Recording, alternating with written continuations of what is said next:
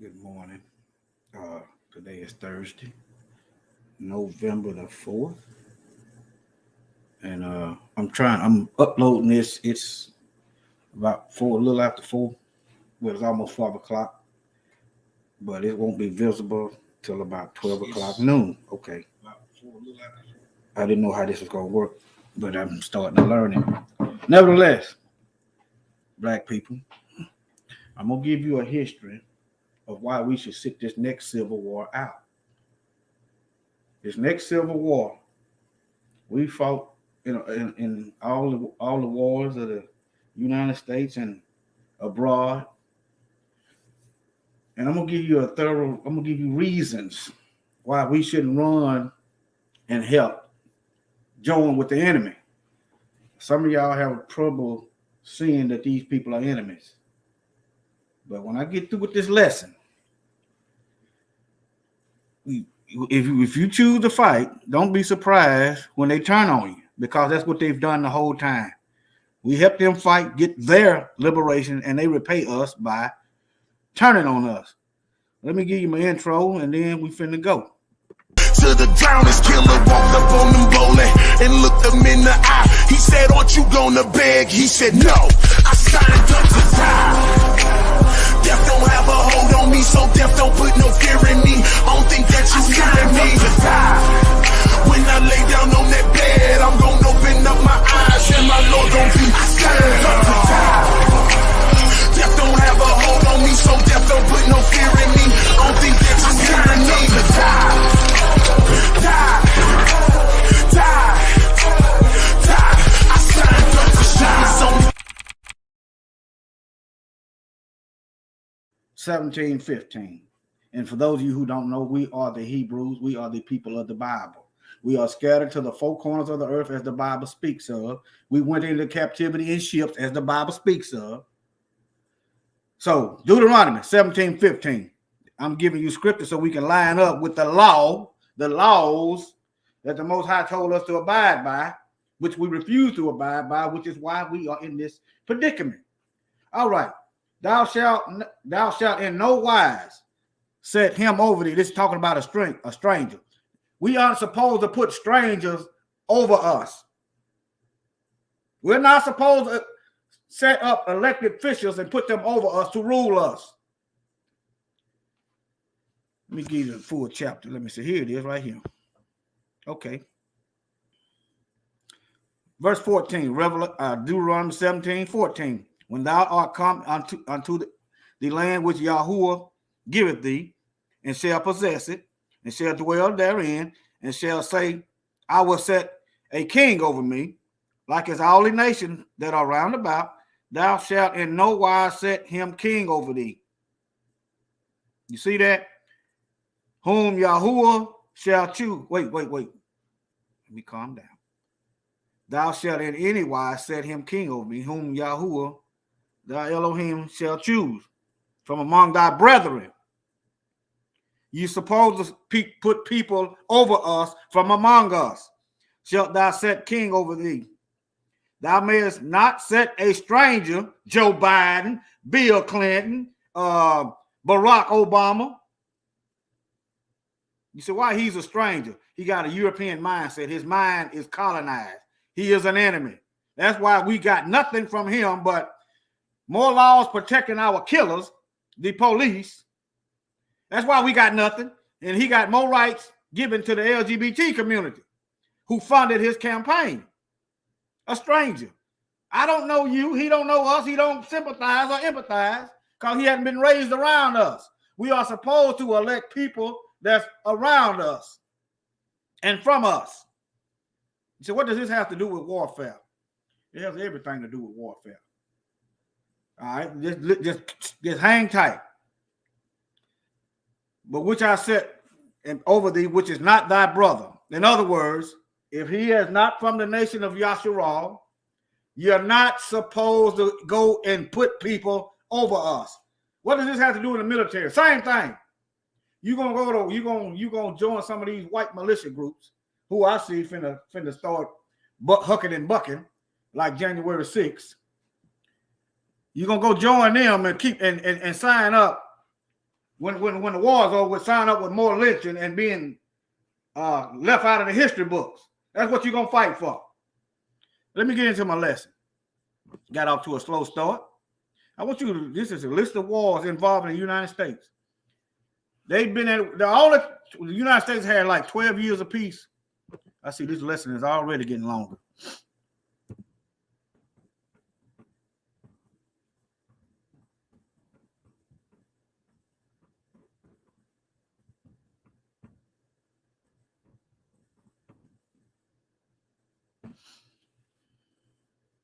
I think it's about 12 years. Now it says 17. This here says 16 years of peace in its 242-year history. At what point do the so-called true believers start realizing that the United States is a part of the beast, of the fourth beast in the book of Daniel, the beast of Rome? At what point? Let me get back on track here. Let me see where I'm going to start at. All right, this is just a list of wars. You can just go on down through there. You type that in yourself, and you just see. They're always in something. Y'all don't find that strange. Always in something. Remember, the beast is supposed to take over the whole earth, right? You're going to have some kind of military presence to do that. Let me see here. Look at this. I'm gonna play a little video. I'm gonna probably be quiet, but I'm gonna try to be quiet. I'm gonna play it. Let me go back. Of warfare, man learned that the best formula for victory was compounded of striking power, mobility, and self-protection. The U.S. is easily the most powerful country to have ever existed, and it certainly spends more on its military budget than any other country does today. That's all pretty well known, but less well known is the fact that the U.S. has around 800 military bases around the globe. This map. I'm gonna pause that cause YouTube is funny style. I got 3 videos I got to edit just for YouTube. But all right, you get the idea. 800 military bases worldwide. The beast is gonna take over the earth. It's already taking over the earth. You just don't see the full inner and outer workings of it. All right. Let me see what else I got here. Okay, yeah. This is a black man. He wanted to join white folks to go on Capitol Hill. Well, he didn't actually go on January 6th during the insurrection. That's what it is. It's an insurrection to attempt to overthrow the government. I mean, if they feel like that's what they need to do, that's what they need to do. Well, we need to stay out of their business. We need to stay out of white folks' business. But he ended up getting the most time, and he didn't even go there physically. He did a few things online. You can type it in. And he went and he got more time than the people that actually went and tore up and killed folks. This is what happens when black folks get in white people's business. Stay out of white folks' business. Okay. Let me see here. How many of y'all know? Y'all hear about Teddy Roosevelt and the Rough Rider, but the Negroes did all of doing the fighting and heavy lifting. Let me play this. Oh yeah, they lynched Negroes in the uniforms. Let me play this. What I'm gonna do if YouTube ding this video, what I'm gonna do is I'm gonna just do a small video and leave a link in the comment and pin comment section and maybe the community tab. So I'm gonna bob and weave. If they hit me, I'm gonna bob and weave on their dusty tail. For generations of African Americans, military service sparked dreams of racial equality. The 13th Amendment outlawed slavery in 1865, but decades later. Let me get my stuff together.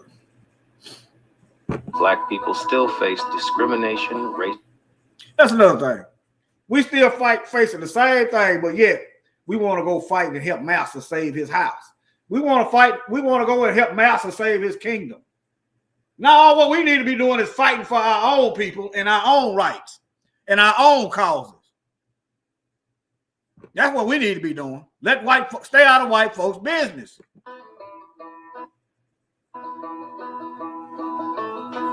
For generations of African Americans, military service sparked dreams of racial equality. The 13th Amendment outlawed slavery in 1865, but decades later, Black people still face discrimination, racism, and violence, especially in the South, where most of them lived. Many Black soldiers hoped that fighting for their country could earn them the right to be treated as fully human. Perhaps that inspired a man named James Neely to enlist. In summer 1898, Private Neely was a member of the 25th Infantry, an all-Black regiment that had just served valiantly in Cuba during the Spanish-American War. While the men were temporarily stationed at Fort Hobson near Atlanta, Private Neely was out on pass for a day. He journeyed to a small town of Hampton, Georgia. It was hot, and he was thirsty. He spied a drugstore and went inside for a drink. Mr. Moore was working the fountain that day, but he didn't offer the soldier a drink and a friendly smile. Instead, he told him that Black customers couldn't drink at the counter. Now, think about this when you out and about. You got Karen calling police on us. You got police killing us, and then you got the other white folk that's letting our killers go free. But y'all want to join and help the white folk best interest. You Negroes are finna start dying. You traitors is finna start dying. Read your Bible. You finna start dying. That's what finna start happening to you, you traitors. You finna start dying. Black customers had to order their sodas outside behind. Most High gonna take you and out. drink them there too. Private Neely grew angry. He told Mr. Moore that his money was as good as any white man's money. They argued. Mr. Moore threw Private Neely and his proud blue uniform out of the store and onto the road, where more white men overheard the soldiers' protest. Before long, a small argument had grown into a large one. A group of white men with guns gathered around Private Neely.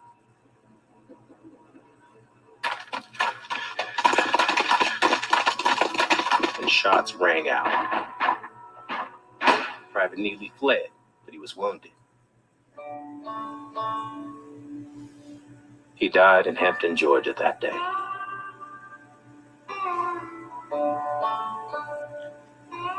Between 1877 and 1950, more than 4,000 Black people were killed in Southern racial. Right after Black folk got through fighting in every war, the Revolutionary War, the War of 1812, and every other war in between, they repaid us by lynching our people, shutting us out of wealth, stealing our money, raping our women. That's where all these mulattoes come from.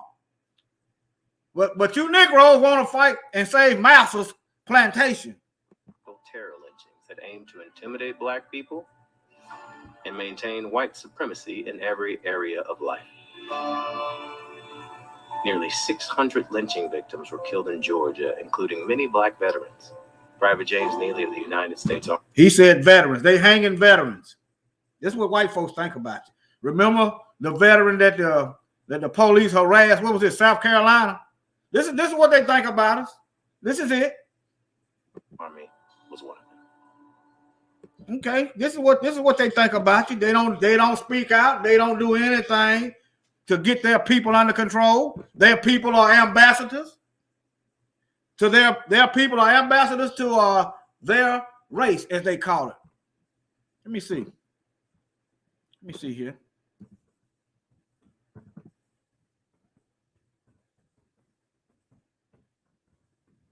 I think it was South Carolina. I just want to try to bring that to your memory.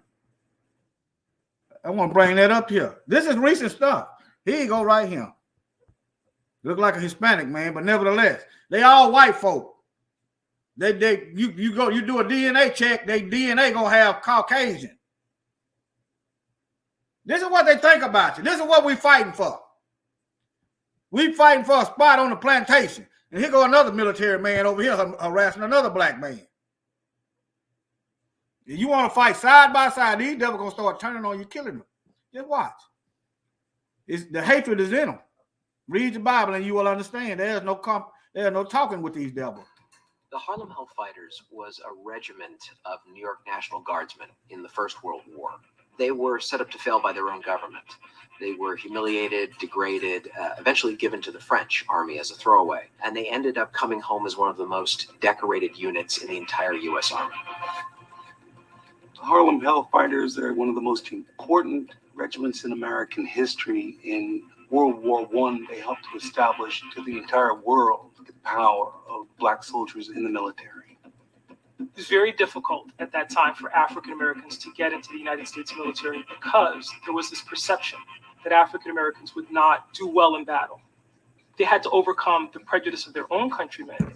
And I don't think they was thinking that black folk wouldn't do well at all. They know exactly who we are. They thinking we gonna rise up and do them something. That's my opinion. But yet all they gotta do is leave us alone. They don't. They can't though. They can't. It's in the word. They can't. yet also perform ably on the battlefield. Like so many units of African American descent, when they go overseas, they're not sure what they're going to do. Are they going to fight as infantry? Or are they going to be stevedores and load ships? Or are they going to be labor units and cut wood? And so they're committed to labor duty. They're unloading ships, building the trains, those type of support services.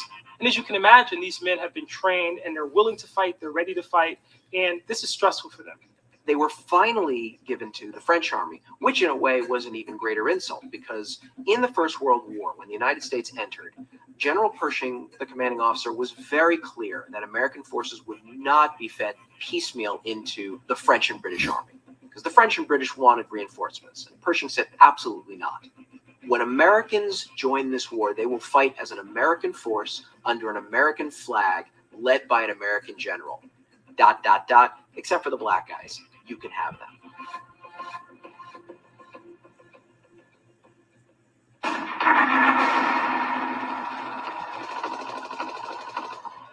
I'm gonna speed this along a little bit. Okay, this is a short man. This man is smaller than me. Maybe I should just let it play. I'm gonna just chill out. Henry Johnson is perhaps one of the most remarkable Black military heroes in U.S. history. And he found himself in no man's land with Private Needham Roberts manning a listening post. And Needham Roberts hears click, click, click. He realizes somebody's cutting the wire. It's potentially a German raid. And so Roberts is passing him grenades, and they line up these grenades, and the Germans actually do come across the lines. Roberts is hurt, and now Henry Johnson is left to defend their position and to stave off this attack. And then he makes the mistake of jamming a French cartridge into his American gun, and it no longer will work. And the Germans are on top of it. He then used his rifle like a club, and then he ended up fighting with a knife against the Kaiser's best and turned them.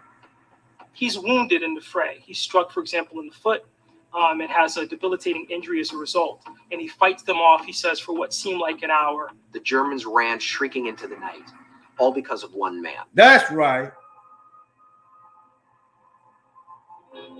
It's not until the next morning that people realize what a tremendous act this was. They discover 4 bodies of dead German soldiers. And they also realize from the equipment and other things that are left behind that as many as 30 may have been involved in this altercation. Let me break that down for you. Let me break that down for y'all that didn't catch that. An estimated 2 people held and fought off about 30 German soldiers. 2. The gun with knives. If you in other research I've done, been a minute. They had kidnapped the other guy, and the small guy, I can't even think of his name right now. The small guy who I just showed you ran him down and got him back so that he wouldn't be taken as prisoners by the Germans. But yet, after he got hurt during the war, but when he got off, the United States paid him by shunning him and not giving him benefits and things like that. But people want to keep fighting for massa. He drove off those Germans. The French awarded him with the Croix de Guerre, a great honor. Unfortunately, it took about 75 years for the U.S. government to give him the Legion of Merit. Had he been white, he would have walked out of that war with the Medal of Honor.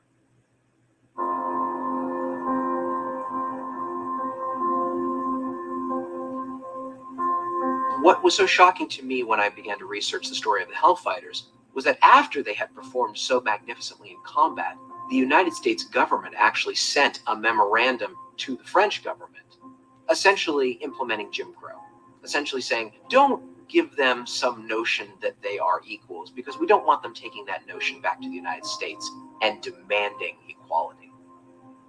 When he come back to the United States, he's not awarded the Purple Heart. There's no notation in his military record of his injury.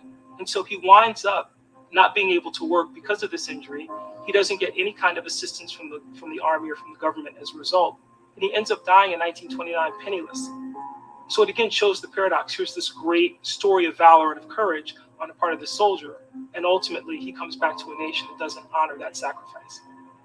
We tend to think we all know American history so well that the story of the Harlem Hellfighters should be one of the first stories told. It wasn't about killing other people. It was about being Americans and serving their country well. That was the inclination of the Harlem Hellfighters. When you are African American in 1917, democracy is armor. Democracy is a weapon. And to fight for a war to make the world safe for democracy was something more than just some ethereal crusade for the Hellfighters. It had concrete results. They were fighting for the rights to be a citizen of the country that they were born in.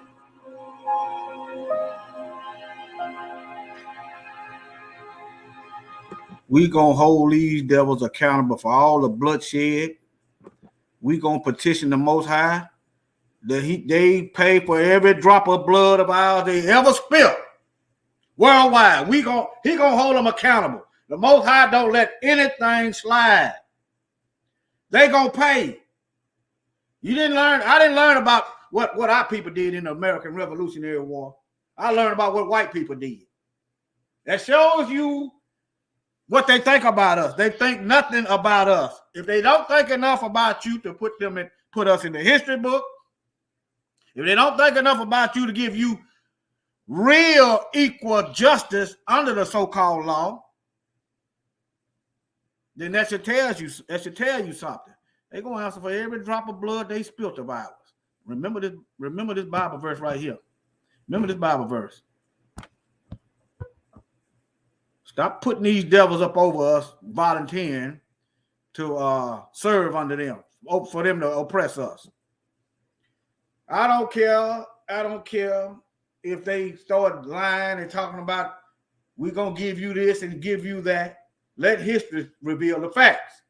I don't care if I start seeing Chinese people running down the street.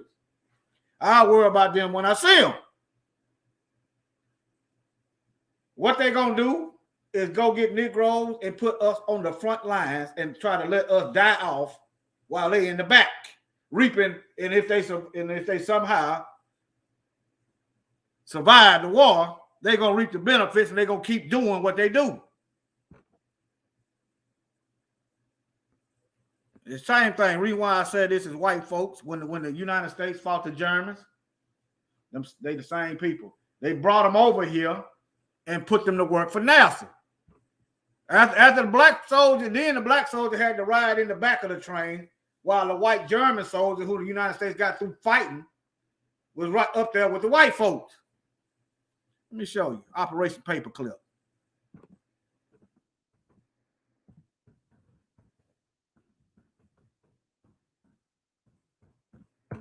Let me show you. Just read up on that. I'm just gonna. I ain't got time to go over it right now. Just read up on that. Right after black folks got through dying for American so-called demonic democracy, the United States government repaid our people who shed their blood to protect this country by putting German soldiers before them, by putting the enemy before them. After all, they the same people. That just was another civil war. They just called it World War II. It was just another civil war. The French are no better. Look at all these white supremacist white countries that's in Africa oppressing our people. Let me see what I got here. Let me try to bring this down. Okay, I can get rid of that. Let me see what this is. Oh yeah. If you're wondering about the my avatar, what I'm speaking from, El Gabor. That's what it is. This is an A, and this is an L. But in the Yiddish Hebrew, it's going to be an E-L. El Gabor. You see it down there? All right. You see what it says? Elohim of war. We're supposed to be fighting under his command, not the white supremacist command. We're supposed to be willing to drop blood and die for our own people, not for our enemies and these white supremacist devils. Remember, it's written in the Bible that it's a good thing to die for our brothers. These people are not our brothers. And they remind us every step, every second, every minute, every hour of every day that we are not their brothers. So believe them. Okay. Then you got black soldiers more likely to get punished in the United States military. But some of these Negroes still want to run and fight and save Master's burning house. I'm gonna sit back. I might even throw a log on the fire while Master's house burned. I don't know. I'm waiting on instruction from the Elohim of the armies. Your Bible will say Lord of hosts, but it means God of the armies. Elohim of the armies. I'm awaiting his instructions. And if I die going into battle, so what? I can die right now. The police kick in my door and shoot me and lie and get off. What is the difference? Let me get back over here and show y'all what I was showing. Let me show y'all. What's the difference? Right here. Black soldiers more likely punished. Here you go right here. El Gabor. You see what it is. Do you some research. I can't do it all for you. I'm showing you what to look. If you want to know what that is, there you go. Let me go over here. Notice how these fact checkers don't look. Now, this is a straw man argument. They are masters of deflection. Does this image show a black soldier being lynched? Technically, no, it don't. Just talking about this image right here. No, it don't show him being lynched. So you can say no, and you can say it's false. They just pulling him off a bus. But what they're not going to tell you is that it's a fact that they lynched soldiers. That's what they're not going to tell you. But anyway, I ain't got time for these fake checkers. Why don't they fact check the American education system? Now look at this. Countries with nuclear weapons. Here you go. All pale-skinned people, except for India, which are controlled by pale-skinned people. White folk, whatever you want to call them. What are black folks? What are nuclear weapons at? You ain't got to worry about that. They're gonna make sure that we don't get nothing like that. They're gonna make sure of it. Just look. Got over 800 military bases, and I'm pretty sure they got them things installed all over their military bases. After all, it is their property. Okay, I'm getting rid of that. Let me see. Let me see here. Okay, let me see here. Let me go to scroll over this right quick. The American Revolutionary War. See, that's another thing. White folks, white education system, they leave us out of history on purpose. They don't want their white youth sympathizing with us. They don't want their white youth seeing us as allies. They don't want their white youth to stray away and reject white supremacy. So they don't teach them about us. And then they want to hide the truth. The truth ain't going to be hid no more. But y'all see what it is. 7 black heroes of the American Revolution. I'm just going to scroll fast. You can read this yourself. There you go. I want to scroll down to Phyllis Wheatley. We got men and women. There you go. Well, all you get heaping helps of white supremacy. It don't matter where you turn the television on, you're getting white supremacy. You open your Bible, you're getting white supremacy. You go to work, when they bypass you and give a white person to just come in the door, the job that you've been working to get and you're eligible for, that's white supremacy. Let me see here. I can close this out. I'm narrowing it down. Let me see. Let me finish playing this. I'm going to start it over and then I'm going to be out. Make sure I got anything else. Call that out. Yeah, they use the black woman as sentencing, but they always using black people against us. Remember, black soldiers are more likely punished. They don't care nothing about us. That's the point. Let me show this video.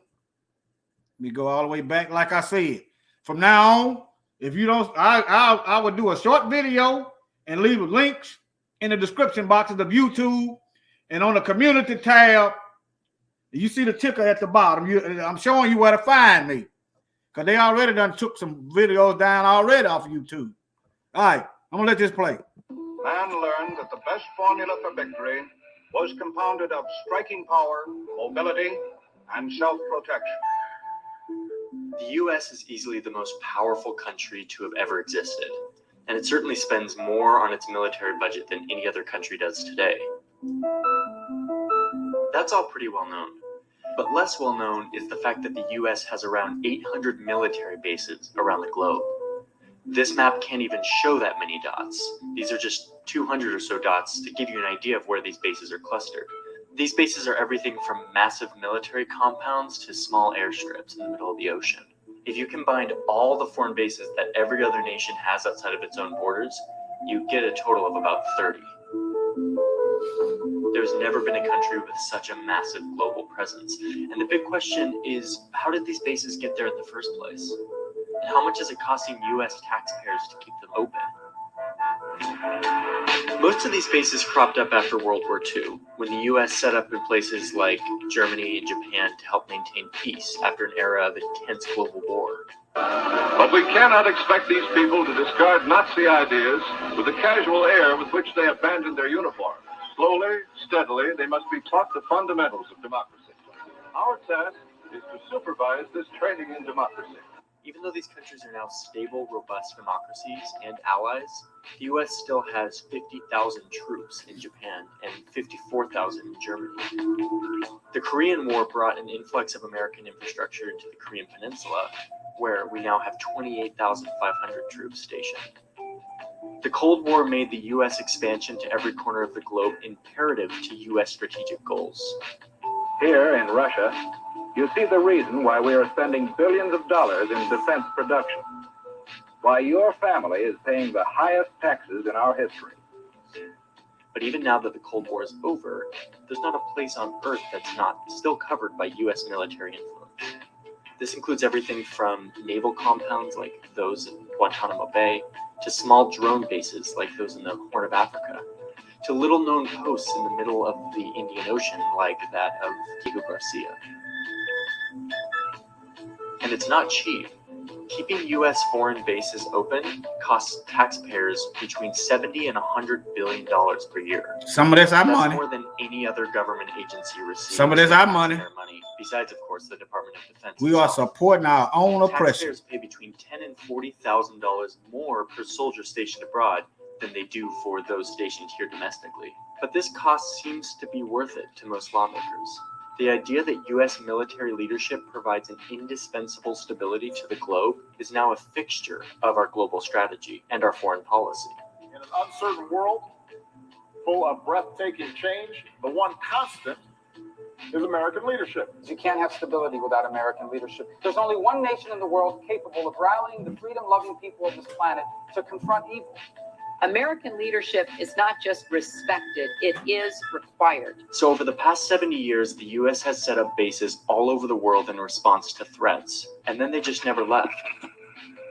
These 800 bases around the world represent a massive system of military power that isn't often talked about.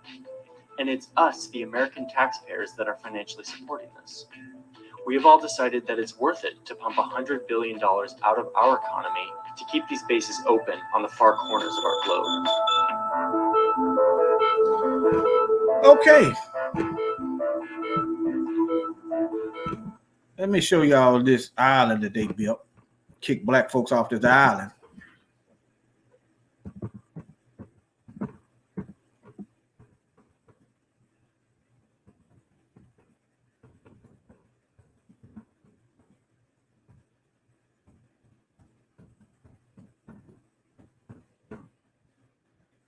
Let me show you what they done. I said I was gonna go, but while I saw the video, Chagos Island. Let me see. Oh, I got it misspelled.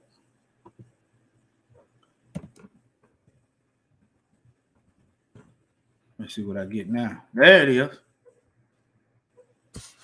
They kicked black folks off their island so they could build Britain a darn military base.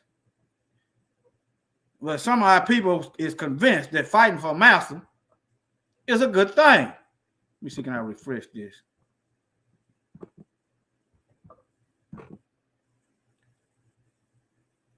Let's see here.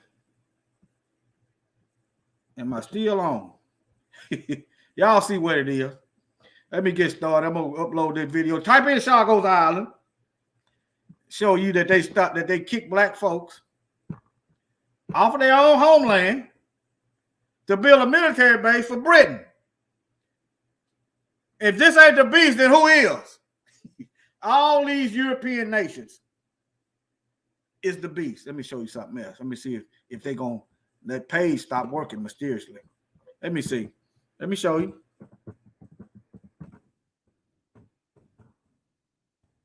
I might do a more in-depth teaching on this. Your Romance languages. Notice all your languages are similar. English, the letters are similar. French, the letters are similar. The Dutch, the letters are similar. Russian, the letters are similar. They come right out of Latin. The Latins are the Romans. The Romans is that fourth beast that Daniel talked about and the prophet Ezra wrote about. They language changed, but they are still the same group of people. Okay? So that's why you got all the weapons of mass destruction, nuclear bomb. White folks got them, and you ain't gonna see none in the black nations. That's why you see white folks running black folks off of the islands and building a military base for the Queen. These people are Romans. They got Roman-style governments. But right now, let me end this so I can upload this to BitChute, and I'm gonna holler at y'all. Open your eyes and let Mouser fight his own battles. Oh, I didn't even show my screen. Let me share it right quick. Let me share it right quick. Let me share it. Okay, right here, Romance languages. There you go, Romance languages. All these nations that come out of that they branched off from the Roman people. That's why the letters look alike. The French letters look alike. The English letters look alike. The Dutch letters look alike. The Russian letters look alike. The German letters look alike. All right, and so on and so forth. I may do a more in-depth teaching about that. But today, I'm gonna sign off, and I'm gonna let y'all see. Maybe that flag that you got in your heart would burn out from around you when exposed to the truth. To the drowners, killer walked up on them bowling and looked them in the eye. He said, aren't you gonna beg? He said, no, I signed up to die. Death don't have a hold on me, so death